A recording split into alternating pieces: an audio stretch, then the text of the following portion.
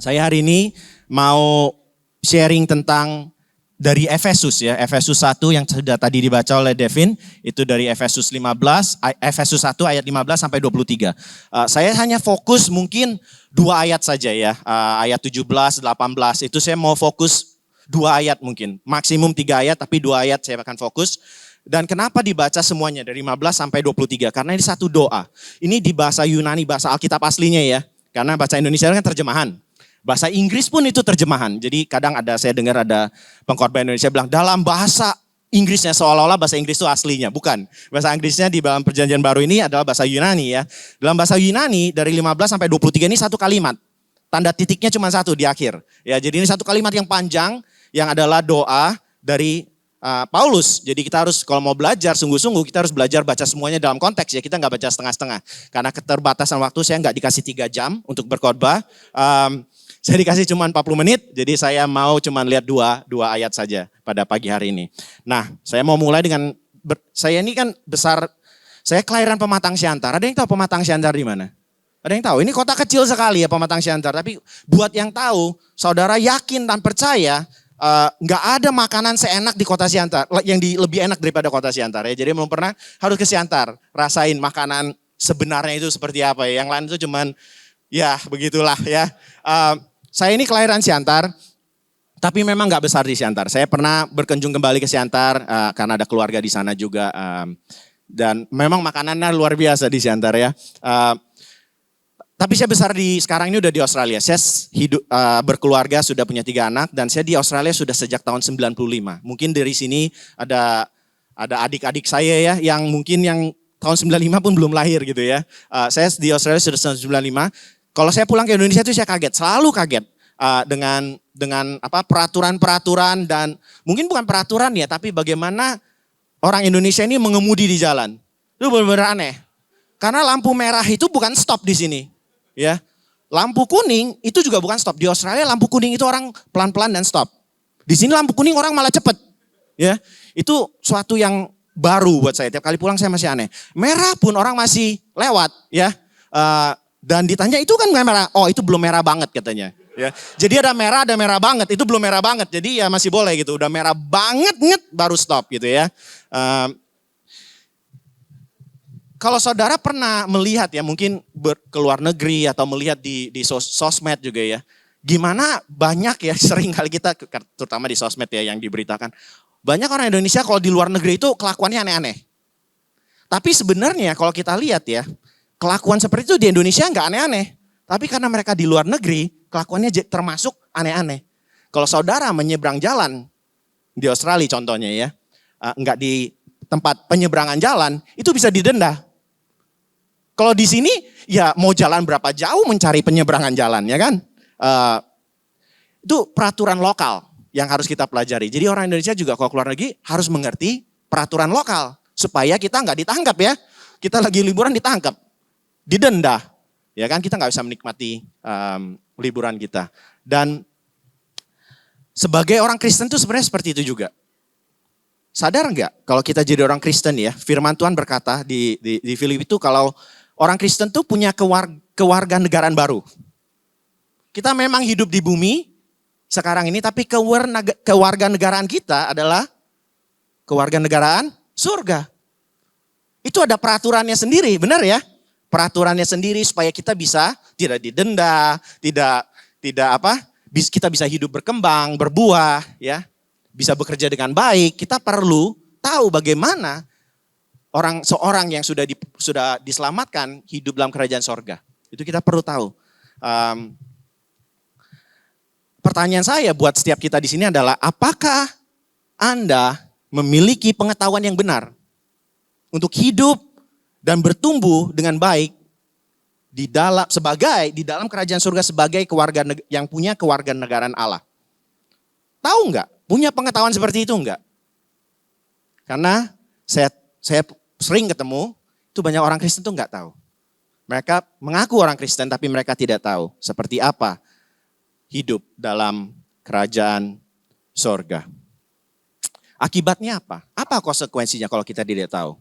Well, jadinya begini, orang Kristen menjalani kehidupan baru mereka sama seperti waktu mereka sebelum masuk dalam kerajaan surga. Bedanya mereka ada di sini hari Minggu. Itu aja bedanya. Setelah ini sama, keluar sama. Cara makannya sama, apa yang dilakukannya sama, cara mendidik anaknya sama, cara mengasihi, cara memberinya juga sama. Gak ada yang berbeda. Kecuali mereka hari Minggu datang ke gereja. Itu saja. Akibatnya itu. Dan hidup mereka jadi stagnan. Tidak berkembang. Sukacitanya juga naik turun. Firman Tuhan berkata, orang yang di dalam kerajaan surga, sukacitanya itu stabil. Bukan berarti mereka nggak pernah ada kesusahan, tapi sukacitanya, ada kesusahan apa enggak, dipromosi apa dipecat, tetap ada sukacita. Kenapa kita enggak? Karena kita enggak tahu bagaimana kita hidup benar di dalam kerajaan surga. Dan doa Paulus ini seperti itu. Dia mengajarkan jemaat Efesus yang sudah percaya, umat Tuhan, bagaimana hidup sebagai warga negara kerajaan Allah. Itulah isi dari Efesus 1:15, isi doa dari Paulus di ayat 15 sampai 23, ya. Jadi Paulus berdoa agar jemaat di Efesus mengenal Tuhan. Tuhan yang mereka sembah dengan benar dan mengerti pengharapan yang mereka miliki di dalam Kristus. Kalau mereka benar-benar mengerti pengharapan mereka, joy, sukacita mereka itu enggak naik turun sesuai dengan situasi kehidupan. Dan itu yang didoakan oleh Rasul Paulus. Jadi kita akan cepat melihat 3 hal ya untuk membantu kita mengerti beberapa ayat di sini. Yang pertama adalah apakah yang Paulus doakan buat jemaat di Efesus? Yang pertama akan lihat apa doanya. Yang kedua, berkat apa yang dimiliki oleh orang percaya. Kalau kita sudah berada di dalam kerajaan Allah, sudah masuk, apa berkat yang kita miliki? Yang ketiga, bagaimana kita dapat memperolehnya. Oke? Yang pertama, apakah yang Rasul Paulus doakan? Di ayat ke-17 kalau boleh ditayangkan berkata seperti ini. Dan meminta kepada Allah, ini doanya ya, kepada Allah Tuhan kita Yesus Kristus, yaitu Bapa yang mulia, supaya ia memberikan kepadamu roh hikmat dan wahyu untuk mengenal dia dengan benar. Penting mengenal orang dengan benar. Ya. Contohnya saudara bilang, oh saya kenal Pastor Anthony. Tapi yang saudara tahu tentang pastor itu salah semua. Itu penting gak? Salah atau benar? Penting banget. Apalagi Tuhan. Dengan pastor kita, sesama kita aja itu penting. Kalau kita mengetahui hal yang benar. Apalagi dengan Tuhan. Pengenalan bukan hanya segala pengenalan. Jadi kita tidak bisa terima semuanya yang orang ajarkan kepada kita. Dan kita bilang, ya kita terima saja. Tidak bisa. Kalau gak benar ya jangan diterima. Kita harus pintar-pintar. Kita harus tahu apa kebenaran firman Tuhan. Itu penting sekali. Ya, itu yang didoakan oleh Rasul Paulus. Jadi informasi, saya mau katakan di sini, informasi itu berbeda dengan pengetahuan. Kalau informasi itu sama dengan pengetahuan, kita semua ini luar biasanya, kita kan punya akses informasi, benar? Kita punya HP, smartphone, kita punya akses informasi, tapi belum menjadi pengetahuan. Informasi dan pengetahuan itu jauh berbeda. Ya, saat Anda mempelajari satu topik baru contohnya ya, Anda diberitahu informasi tentang topik tersebut, topik apa saja, Anda sebenarnya tidak perlu didoakan, seperti Paulus doakan di sini, untuk mendapatkan informasi tersebut. Benar ya? Jadi apa yang Rasul Paulus sampaikan kepada jemaat di Efesus, ini bukan sekedar informasi, karena dia mendoakan supaya mereka tahu, mengenal, pengenalan akan Tuhan yang benar. Kalau cuma hanya informasi, Paulus tulis saja buku buat mereka. Ini baca nih buku. Ya kan? Karena informasi itu berbeda dengan pengetahuan. Paulus makanya perlu berdoa kepada mereka untuk hal ini. Bukan hanya memberitahukan kepada mereka. Ya, jadi pengetahuan itu lebih dari sekadar mengetahui suatu informasi. Jika tidak, Rasul Paulus ngapain berdoa buat mereka akan hal ini ya. Jadi apa yang didoakan Rasul Paulus untuk jemaat di Efesus? Rasul Paulus berdoa seperti ini, supaya mereka umat Kristiani di Efesus memiliki roh hikmat dan roh wahyu. Hikmat dan wahyu tentang apa? Dikatakan di sini tentang pengenalan akan Yesus Kristus. Itu yang didoakan. Jadi dari informasi menjadi pengetahuan, itu yang didoakan oleh Rasul Paulus kepada jemaat. Dengan kata lain, Paulus berdoa agar umat Kristen di sana, umat percaya di Efesus mengetahui berkat-berkat yang mereka miliki di dalam Kristus. Apa yang mereka miliki? Sekarang mereka sudah percaya, sudah masuk kerajaan sorga, apa yang mereka miliki? Mengapa ini penting? Ada 2 hal sebenarnya. Kenapa hal ini penting? Yang pertama, sebab kita bisa memiliki sesuatu tapi tidak benar-benar mengetahuinya kita memiliki hal tersebut. Istilahnya itu seperti talenta yang terpendam. Kita miliki tapi kita tidak tahu. Paulus doakan supaya mereka bukan hanya memiliki tapi mereka tahu. Di pembukaan Efesus 1, Paulus berkata, orang percaya kamu sudah memiliki semua berkat rohani dari Tuhan. Ketika itu juga saat Anda percaya kepada Tuhan Yesus, lahir baru, saudara memiliki seluruh berkat rohani. Tapi belum tentu mengetahuinya. Memiliki tapi belum tahu kita itu punya akses seperti itu ya. Contohnya ya, saya contoh Anda pernah berjanji untuk mendoakan seorang teman. Saya bilang saya akan doakan, ya dia cerita, saudara bilang saya akan doakan. Mungkin saudara ingat doain, mungkin juga enggak ya, seringkali enggak ya. Kita bilang saya doakan, terus gak pernah doain. Sampai orangnya datang ke kita, wah thank you banget loh Tuhan sudah menjawab, udah doain. Kita baru ingat, waduh gua belum doain gitu ya. Tapi kan malu bilang, wah gua sebenarnya bukan gua yang doain loh gitu ya. Sering gitu ya. Tapi umumnya, walaupun kita mendoakan, kita gak memberi tahu isi doa kita. Benar? Kita doakan tapi kita, gua ini gua catat nih ya, ini yang gua doain buat lo. Kita gak lakukan hal itu. Tapi ini Rasul Paulus melakukan hal itu. Dia kasih tahu isi hati dia kepada jemaat di Efesus. Dia berkata, saya bukan hanya berkata saya sudah doakan kamu, tapi ini doa saya untuk kamu. Kenapa dia lakukan itu? Kenapa dia kasih tahu? Bukan hanya bilang, udah gua doain. Tapi memberi tahu isinya. Agar mereka tahu apa yang didoakan. Supaya mereka mengerti apa yang dia doakan. Yang diingini oleh Rasul Paulus. Apa yang jemaat Efesus tahu, mereka itu punya akses dalam Kristus. Itu yang mereka diingini oleh Rasul Paulus pada mereka. Dan ini juga satu pelajaran buat kita yang punya anak-anak kecil yang masih di rumah bersama dengan kita, untuk orang tua di sini ya. Jangan hanya berdoa untuk anak-anak Anda, tapi berdoa dengan mereka, bersama mereka, atas mereka, supaya mereka dengar apa yang isi hati kita sebagai bapak dan ibu kepada mereka. Ya, mereka sebelum seperti itu, yang apa kita doakan, tapi mereka sudah mulai mendengar. Oke, itu penting sekali. Mereka perlu mendengar isi hati orang tua. Kalau kita sudah dibenarkan, kita sudah mengerti Injil, kita mengerti firman Tuhan, tentu doa kita juga seperti itu. Jadi mereka mulai belajar. Belajar itu bukan hanya, yuk nak sini duduk, kita buka Alkitab, baca Alkitab. Enggak. Justru dari saudara mendoakan anak saudara, mereka mulai belajar sudah. Sudah mulai devotional sama mereka, padahal mereka cuma pasif mendengarkan doa saudara. Itu sudah terjadi. Yang pertama, supaya mereka tidak hanya memilikinya, tapi mengetahuinya. Itu alasan pertama. Alasan kedua, Anda mungkin mengetahuinya, mungkin sudah satu step lebih dalam, tapi belum percaya. Ngerti ya? Sudah mengetahuinya tapi belum percaya, belum benar-benar percaya. Jadi ketika Anda berdoa untuk anak-anak Anda, saudara itu mulai menginvestasikan supaya mereka bukan hanya tahu, tapi mereka pelan-pelan mulai percaya. Oke? Tapi pas doain belum percaya toh? Benar ya, pas doain belum percaya. Anak Anda sudah mendengar tapi belum percaya. Contohnya supaya anak Anda ini berani tidur sendiri. Mungkin baru pertama-tama mereka di kamar sendiri. Malam gelap mereka takut. Mereka takut gak? Takut. Saudara doainnya apa? Supaya mereka berani. Kamu berani sebab Tuhan Yesus ada di sini bersama kamu gitu ya. Itu sebabnya kita berdoa buat mereka. Walaupun mereka belum seperti itu, tapi ada harapan kita supaya mereka bertumbuh tidak takut. Oke, jadi itu yang diingini oleh Rasul Paulus pada jemaat di Efesus. Mereka sudah punya memang, tapi sudah mulai mengetahuinya tapi belum percaya.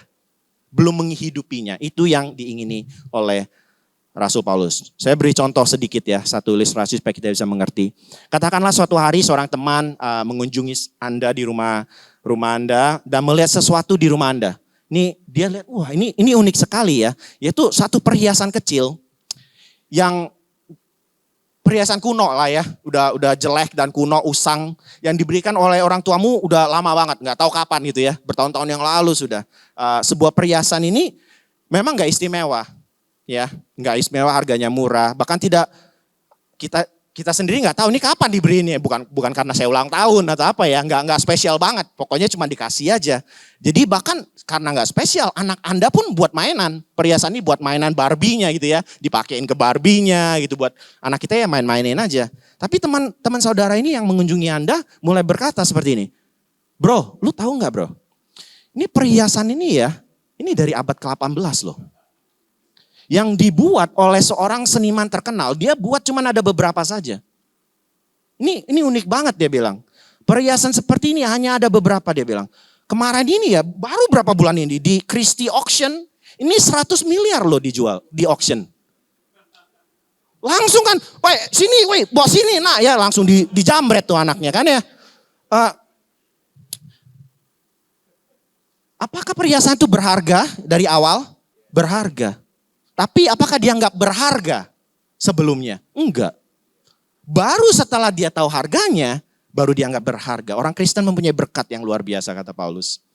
Yang nilainya jauh lebih dari 100 miliar. Namun banyak kita yang tidak tahu itu berharga. Jadi kalau kita nggak tahu berharga, kita cari-cari yang lain. Ini orang kita yang punya perhiasan yang berharga ini. Kita kerja keras, cari duit yang gajinya cuma 1 juta. Sedangkan ada 100 miliar ini dimainin anak di rumah. Ngerti nggak? Berkat kita luar biasa. Kita kerja keras, nyakitin orang untuk cari berkat. Padahal kita udah punya lebih dari itu. Ini yang kita harus pelajari di sini. Sekalipun kita tahu kita memilikinya, kita tidak menyadari seringkali berapa berharganya apa yang kita miliki dalam Kristus. Itulah alasan Paulus mendoakan mereka agar mereka punya hikmat dan wahyu, pengetahuan tentang berkat-berkat yang mereka miliki dalam Kristus Yesus. Dengan mengetahuinya, maka mereka akan melihat betapa berharganya apa yang mereka miliki. Mereka harus tahu dulu, benar ya? Kita nggak bisa, jadi kalau dikasih taunya salah, saudara tetap salah, nggak pernah bisa menghargai. Makanya pengajaran benar itu perlu, pengetahuan benar itu perlu. Sebab kalau pengetahuan yang salah itu tidak berarti, benar, nggak berarti. Misalnya ada orang datang ke saudara bilang, wah nggak kenal ya di jalan, wah saudara, bapak, ibu ini luar biasa sekali, orang hebat. Saya kagum dengan bapak atau ibu. Itu berharga gak buat saudara? Enggak toh. Kenapa? Enggak kenal. Tapi kalau suami dan istri kita yang mengatakan seperti itu. Tahu kebobrokan kita dalam hidup ya. Tiap hari ketemu ya. Itu dragon breath pagi udah keluar dihirup ya. Yang tadinya kalau pacaran kentut aja malu-malu gitu ya. Saya permisi dulu. Yang udah trot-trot aja gitu bodo amat gitu ya. Tapi berkata pada saudara. Kamu berharga di mataku. Aku mengasihi engkau sebab engkau ini seorang yang luar biasa bagi saya. Itu berharga enggak? Berharga banget karena pengetahuannya benar dan tepat. Pengetahuan yang benar dan tepat akan Tuhan itu penting banget. Nah, seringkali orang Kristen cari hikmat dan wahyu. Kita datang ke gereja tiap minggu, dengerin banyak khotbah. Ya, bahkan lebih dari harinya minggu di sosial media kita juga ada khotbah-khotbah ya, menghadiri banyak acara dan seminar di gereja. Nih, saya mau kasih tahu begini, menginginkan hikmat dan wahyu itu berbeda dengan menginginkan Kristus. Menginginkan semua hikmat dan pewahyuan itu berbeda dengan Kristus, karena itu nggak ada hubungannya sama Kristus, Yesus Kristus. Kita hanya menginginkan seringkali itu untuk kesuksesan dalam hidup kita. Kita mencari apa yang bisa buat benefit. Kebaikan untuk saya. Membawa keuntungan bagi saya. Nggak ada hubungannya sama Tuhan. Saya cuma mencari hikmat, mendengarkan firman supaya apa ini keuntungannya buat saya. Benefit saya apa di sini? Ya. Contohnya orang tua. Supaya anak-anak saya ya bisa bertumbuh jadi orang baik gitu ya. Contohnya misalnya saya kasih tahu aja, saudara punya teman, punya anak, anaknya rada berantakan hidupnya. Terus saudara mungkin bisa bilang begini, bro kembali ke gereja makanya supaya anak-anak saudara bisa menjadi baik. Ya kan? Itu secara gak langsung kita gak ada hubungannya sama Tuhan Yesus. Kita mau ke gereja mencari hikmat dan pewahyuan untuk keuntungan kita sendiri. Keluarga kita, kesuksesan kita, yang bekerja, yang berbisnis ya. Baru mau mulai bisnis susah, kita doanya lebih kencang. Itu gak ada hubungannya sama Tuhan Yesus. Itu ada hubungannya dengan keinginan hati kita supaya sukses dalam apa yang kita lakukan.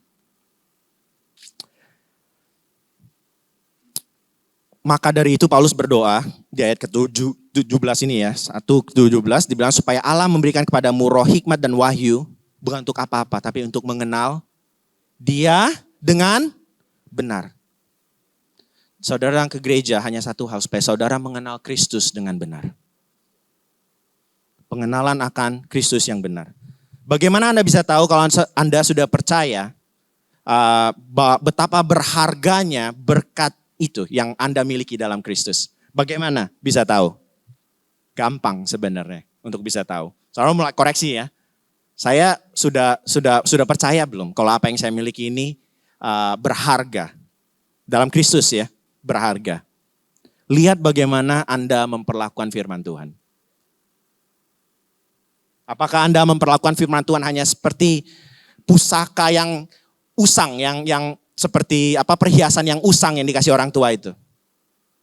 Firman Tuhan itu cuman ya seperti itulah. Saudara tahu itu punya sentimental value ya. Saudara gak buang kan? Itu dari orang tua, gak buang loh. Saudara gak langsung buang, gue gak mau bergereja-gereja lagi. Gak mau sama firman-firman Tuhan lagi, enggak.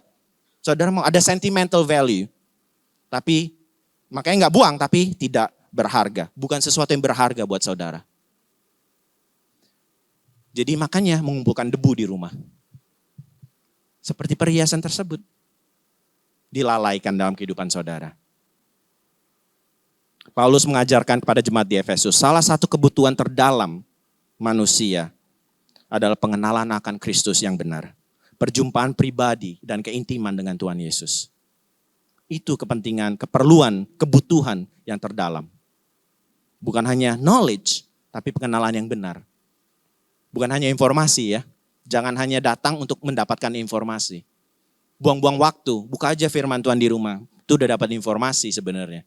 Justru kita bisa menghidupinya ketika kita dalam komunitas. Bukan hanya komunitas gereja, bahkan komunitas kecil. Itu baru bisa kita melihat betapa berharganya. Bukan hanya suatu pengetahuan lagi. Karena banyak orang Kristen tuh tahu pengenalan akan Tuhan itu hanya di pikiran, di intelek ya, di kepala. Yesus hanya suatu informasi. Namun tidak hidupi dalam hati mereka, dalam hidup mereka.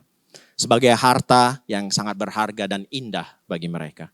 Untuk itu makanya mereka masih mencari-cari yang lebih indah, yang berharga di luar sana. Sedangkan mereka sudah miliki di rumah, tapi nggak dihargai di rumah. Yang kedua, berkat apa yang dimiliki oleh orang percaya ya. Ayat ke-18 dan 19 berkata seperti ini. Dan supaya ia menjadi mata hatimu terang, agar kamu mengerti pengharapan apa yang terkandung dalam panggilannya, betapa kayanya kemuliaan bagian yang ditentukannya bagi orang-orang kudus, orang-orang percaya. Dan betapa hebat kuasanya bagi kita yang percaya sesuai dengan kekuatan kuasanya, bukan kekuatan kita. Kekuatan kuasa Tuhan. 3 hal yang Paulus katakan, sebutkan dalam doanya, berkat bagi orang percaya, bagi jemaat di Efesus. 3 hal ini, saudara lihat enggak? 1, pengharapan. Berkat pertama ya, pengharapan. Di ayat ke-18. Yang kedua, apa? Kekayaan. Tetap ayat 18 bagian B. Ya, ada pengharapan, ada kekayaan yang diberikan. Yang ketiga apa? Ayat 19, kuasa. 3 hal ini berkat yang kita miliki. Dan ini yang didoakan oleh Rasul Paulus kepada mereka. Rasul Paulus tidak berdoa agar mereka mendapatkan pengharapan. Coba perhatikan. Rasul Paulus ini sebenarnya nggak mendoakan agar mereka mendapatkan hal ini. Karena Rasul Paulus mengerti mereka sudah ada. Ya. Paulus berdoa agar mereka mengetahui mengerti ya apa yang mereka miliki. Bukan supaya kalian terima ini, tapi supaya kalian benar-benar dapat ini loh. Menghidupi ini loh. Tahu gak sih lo udah punya pengharapan dalam Kristus, kekayaan dalam Kristus, kuasa dalam Kristus, tahu gak sih? Hidupi gak sih? Apakah Bapak Ibu di sini, saudara-saudara sekalian masih mencari semuanya ini padahal saudara sudah punya? Paulus mengatakan, kalau kamu ada dalam Kristus, kamu sudah memiliki semuanya ini. Yang pertama ya saya uraikan ya, pengharapan. Apa pengharapan kita? Yang pertama, berkat pertama pengharapan. Apa pengharapan kita? Bahwa kita ada di dalam Kristus Yesus. Bukan karena kita rajin ke gereja, rajin berdoa, rajin baca Alkitab. Melainkan karena Allah yang telah memanggil kita. Kita punya pengharapan bukan karena kita bekerja keras. untuk mengenal Kristus. Tapi Tuhan, sebab Tuhan sudah memanggil kita. Itu pengharapan kita. Itu kekuatan kita. Jadi ketika kita mengetahui hal ini, kita tidak akan lagi hidup dalam keresahan dan ketakutan.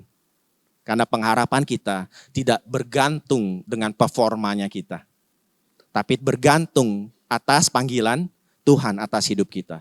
Dan kalau saudara sudah percaya kepada Tuhan Yesus, hidup baru, lahir baru, saudara sudah dipanggil oleh Tuhan.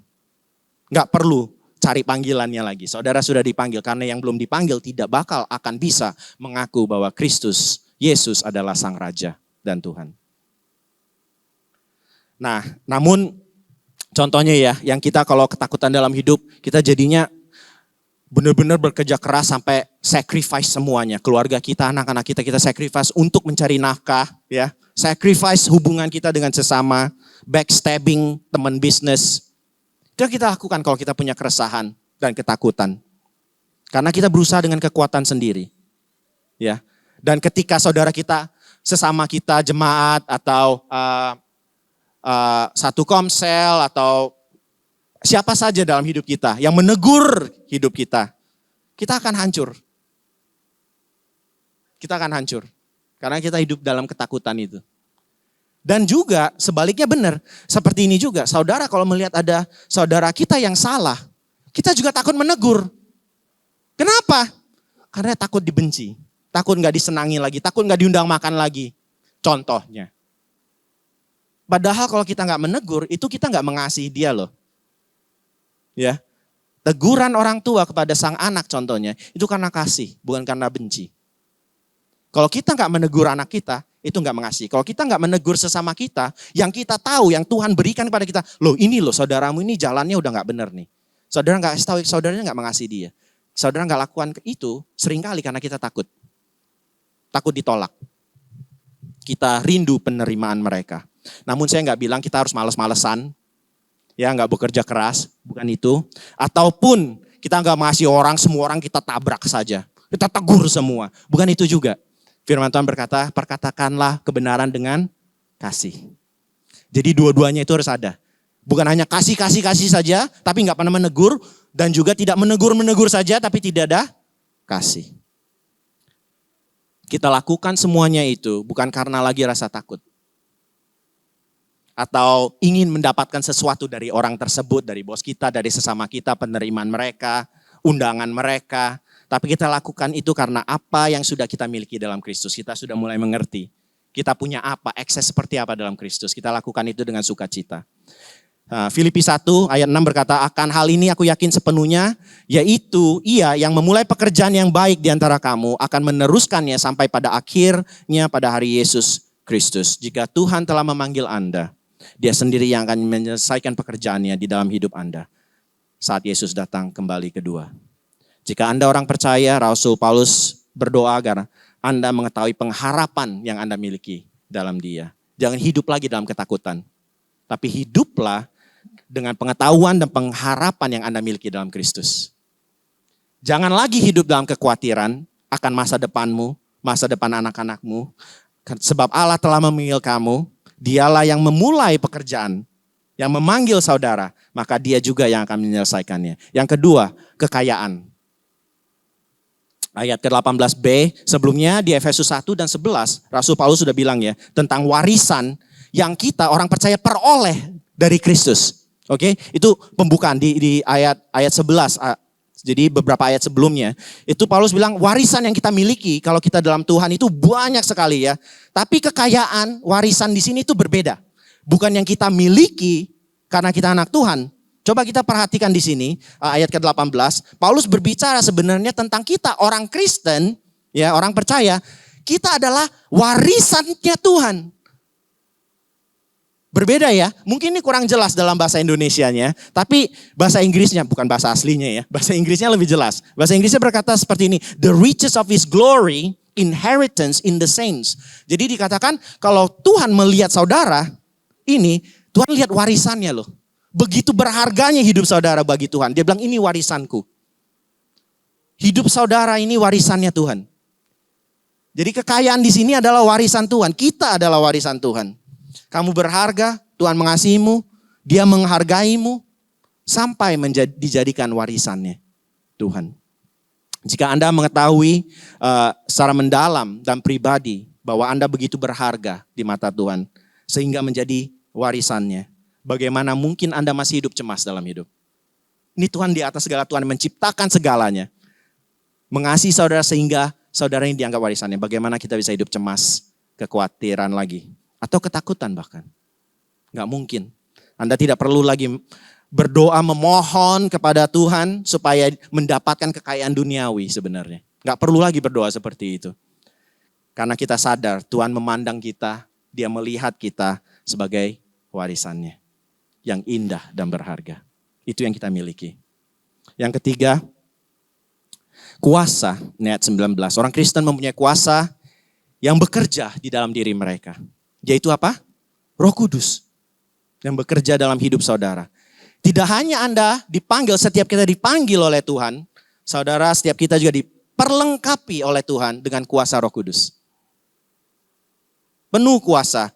Roh Kudus ini apa? Roh Kudus ini adalah suatu pribadi Allah, pribadi ketiga dari ketuhanan. Ini Roh Kudus. Jadi Roh Kudus ini bukan suatu paket kekuatan gitu ya. Ya, power pack gitu ya. Ada add-on, tambahan gitu ya kalau orang yang suka main game. Wah, kita beli power pack supaya kita bisa lawan semua orang. Roh Kudus ini bukan power pack. Ini pribadi Allah yang ketiga dari ketuhanan. Bukan juga seperti kadang kita menganggap Roh Kudus ini seperti jus ajaib ya, yang kita bisa aktifkan dan matikan ya. Kita lagi mau switch on apa switch off gitu ya. Bukan. Apa artinya Roh Kudus dalam hidup dalam setiap kita, dalam pribadi setiap orang percaya? Artinya seperti ini, ialah Tuhan sendiri yang memegang kendali atas hidup saudara. Itu artinya. Tuhan yang memegang kendali atas hidup saudara. Dia bukan co-pilot. Sekarang kita menganggap Roh Kudus itu co-pilot. Kita pilotnya, kita yang memegang kendali. Kalau kita perlu bantuan, kita panggil Roh Kudus. Dia Tuhan loh. Dia yang memegang kendali. Saudara duduk di belakang, gak di depan. Tapi artinya juga seperti ini. Kalau ada tantangan, halangan yang datang, Dia yang melawan, bukan saudara yang melawan. Tuhan memegang kendali. Tuhan yang memegang kendali gak perlu izin dari saudara. Untuk mengobrak-abrik hati saudara, hidup saudara. Supaya saudara lebih kenal. Tahu betapa berharganya saudara di mata Tuhan. Gak perlu izin dari saudara. Ada yang dapat izin dari Tuhan. Ya nanti bulan depan saudara bakal saya kasih cobaan gitu. Ada? Nggak ada kan? Tentunya cobaan datang aja. Kesusahan datang saja. Karena Tuhan yang pegang kendali. Roh Kudus yang pegang kendali atas hidup orang percaya. Jadi Bapak Ibu saudara-saudaraku, semakin Anda mencoba untuk memegang kendali dalam hidup saudara, maka saudara akan menjadi lebih lemah. Ya, karena saudara coba tarik-tarikan sama Tuhan. Siapa yang megang kendali, siapa yang jadi pilotnya dalam hidup saudara. Dalam Kristus, kunci untuk mewujudkan potensi Anda bukanlah memegang kendali. I'm in control. I know what I'm doing. Saya tahu apa yang saya lakukan. Bukan itu, self-confidence bukan itu. Melainkan melepaskan kendali itu. I don't know what I'm doing. Saya nggak tahu saya ini harus bagaimana. Tapi saya tahu siapa yang pegang kendali. Beda. Namun jika Anda dalam Kristus, Anda akan terus hidup seperti itu. Dalam kehancuran hidup, dalam pertobatan, Tuhan saya ini orang berdosa. Tapi saya tahu Tuhan, Engkau yang sudah menerima saya. Saudara hidupnya gak hancur, gak penuh ketakutan dan kekecewaan lagi. Bagaimana tahu Yesus tidak akan mengecewakan Anda? Kenapa kita takut kadang melepaskan kendali itu? Karena kita pernah dikhianati. Karena kita pernah melihat teman baik kita backstabbing kita ya, menusuk kita dari belakang. Jadi kita mau pegang kendali supaya hal itu tidak terjadi lagi. Lalu bagaimana kita bisa melepaskan kendali itu secara penuh kepada Tuhan? Bagaimana kita bisa tahu kalau Tuhan Yesus itu tidak akan mengecewakan saudara? Bagaimana Anda bisa yakin Tuhan Yesus tidak akan mengkhianati saudara? Bagaimana? Kita hanya perlu lihat salib Kristus yang sudah dipaku, mati kehabisan darahnya, tercucur buat saudara dan saya. Apa yang membuat Tuhan Yesus disalib? Karena pengkhianatanmu, pengkhianatanku. Jadi jangan takut Tuhan mengkhianati kita, meninggalkan kita. Sebab Dia mati justru karena pengkhianatanmu dan pengkhianatanku. Saudara lihat itu? Karena dosamu dan dosaku. Kitalah, saudaralah dan sayalah yang memakukan Tuhan Yesus di atas kayu salib itu. Lalu bagaimana cara kita mendapatkannya? Semuanya ini. Jika Anda di dalam Kristus, Paulus berkata Anda sudah memilikinya. Ya, itu jelas ya. Jadi nggak usah cari lagi. Saudara memilikinya, tapi apakah benar-benar saudara tahu bahwa saudara memilikinya? Apakah saudara masih mencari-cari dari sesama, dari istri, dari anak, dari orang tua, dari pastor saudara, dari siapa saja, dari bos saudara, dari pekerjaan saudara? Apakah saudara masih cari itu? Banyak mungkin mengetahui kebenaran di atas kepala saja. Tapi kita belum secara intelek tahu, tapi dalam di hati kita belum menghidupinya. Kita belum benar-benar percaya. Belum benar-benar percaya. Lalu bagaimana kita bisa tahu? Bagaimana saudara saya bisa tahu, bisa membedakan apa yang benar-benar, apakah kita ini benar-benar percaya, apa belum sih? Apa hanya di sini, hanya di pikiran saja, bagaimana kita bisa mengetahuinya? Itu ayat 15 dan 16 berkata seperti ini, Efesus ya. Karena itu setelah aku mendengarkan tentang imanmu dalam Yesus Kristus, tentang kasihmu terhadap semua orang kudus, ini kepada jemaat di Efesus, aku pun tidak berhenti mengucap syukur karena kamu, dan aku selalu mengingat kamu dalam doaku. Di sini dimulai dengan apa? Karena itu diberi alasan sama Paulus. Alasannya apa? Di sini dikatakan, aku mendengar tentang imanmu dalam Yesus Kristus. Bukan hanya tahu, tapi melihat bahwa kasihmu itu terhadap sesama orang kudus. Itu jelas, konkret. Kasih jemaat Kristus, itu konkret. Jadi bukan hanya iman dalam Tuhan, doktrin ya. Iman dalam Tuhan itu doktrin, tapi juga ada kasih terhadap sesama orang kudus, itu kehidupan. Bukan mereka memiliki doktrin tapi nggak ada kehidupan. Mereka ada dua-duanya. Mereka terima kok doktrin kebenaran dan mereka punya hidup sesuai dengan doktrin kebenaran yang mereka tahu. Itu buktinya. Jadi saudara bagaimana bisa tahu? Apakah doktrin yang saudara tahu tentang Tuhan, tentang betapa berharganya saudara, itu sudah dihidupi apa belum? Saudara sudah mengasihi belum dengan sesama? Jadi yang pertama adalah doktrin, yang kedua adalah praktek dalam hidup. Ya, Anda perlu mendengar memang untuk percaya. Firman perlu didengar untuk percaya. Tapi itu hanya bagian yang pertama. Yang bagian kedua saudara harus menghidupinya, melakukannya. Jadi doktrin dan praktek, dengarkan dan lakukan. Itu harus terus terjadi. Harus terus terjadi. Banyak orang Kristen berhenti di bagian pendengaran. Makanya kita banyak dengar firman doang. Kalau kita hanya banyak dengar firman dan kita nggak melakukan, kita jadi sombong. Kita lihat yang kurang tahu, kita sombong. Dia mah belum ngerti soal begini-beginian. Tapi gak ngelakuin. Oke? Datang gereja doang. Dan komsel dengar banyak khotbah. Mendengar, belajar, pinter. Tapi prakteknya nol. Besar. Apakah saudara setiap minggu hanya mendengarkan dan tidak melakukan? Mengapa Paulus mengucap syukur dan berdoa pada umat Kristen di Efesus? Karena mereka beriman pada Yesus dan mereka melakukan. Mereka mengasihi sesama. Buat Paulus itu bukti kalau mereka benar-benar nangkep sudah. Sudah menghidupinya. Saudara punya hobi pasti tahu yang main basket ya. Idola saudara mungkin siapa? Kobe Bryant, Michael Jordan, LeBron James. Tiap hari nontonin gerak-geriknya, pelajari gerak-geriknya selama berbulan-bulan. Terus main nih, wah saudara langsung pikir saudara ini Michael Jordan. Apa yang kejadiannya? Saudara pulang cedera. Karena saudara pikir dari nonton saudara langsung bisa. Enggak. Saudara perlu praktek, perlu belajar, perlu praktis supaya bisa. Begitu juga dengan kehidupan kita. Mengasihi itu enggak bisa langsung, wah mengasihi seperti Yesus. Kita mulai dengan kecil, mengasihi sesama dengan yang kecil. Baru kita belajar. Karena practice makes progress. Kalau mau ada progress kita perlu practice. Ya, kalau enggak ada practice enggak bakal ada progress. Jadi bagaimana Paulus mengetahui bahwa orang Kristen di Efesus benar-benar beriman kepada Yesus dan mengasihi Yesus? Karena mereka mengasihi orang lain. Gampang ya? Saudara mengasihi orang lain? Nah, adalah satu hal mengetahui bahwa kita diselamatkan oleh karena kasih karunia. Bukan pekerjaan kita, bukan kehebatan kita, bukan kepintaran kita, bukan kebaikan kita. Itu satu hal ya. Tapi ada hal yang lain. Adalah hal yang lain untuk memberikan kasih karunia yang sudah kita terima ini kepada orang lain.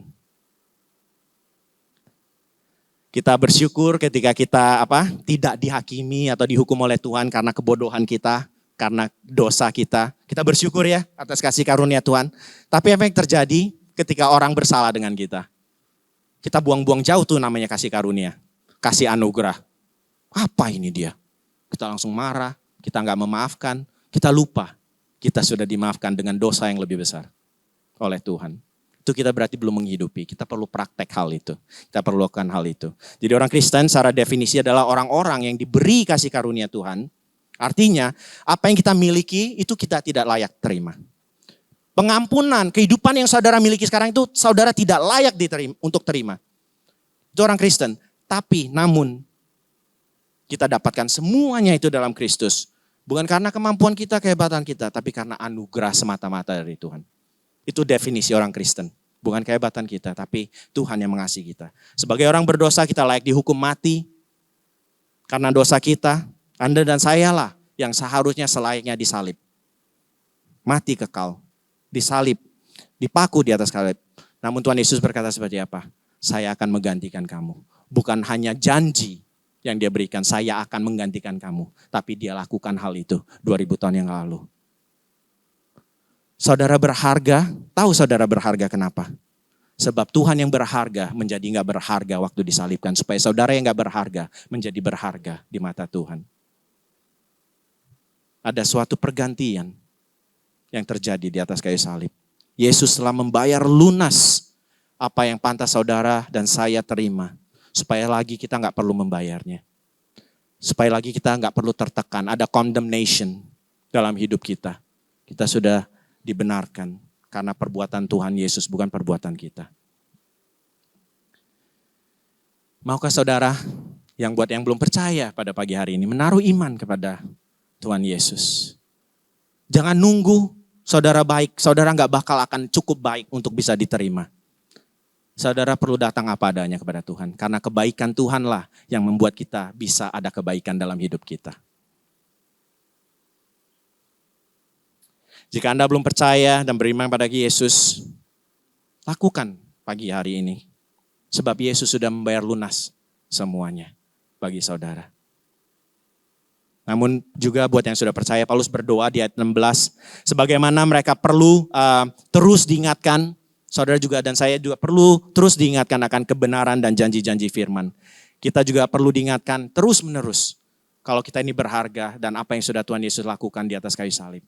Jangan bosan-bosannya kita terus diingatkan oleh apa yang sudah Tuhan Yesus lakukan bagi kita. Jika Anda orang Kristen, saya mau ngajak kita, coba praktekkan.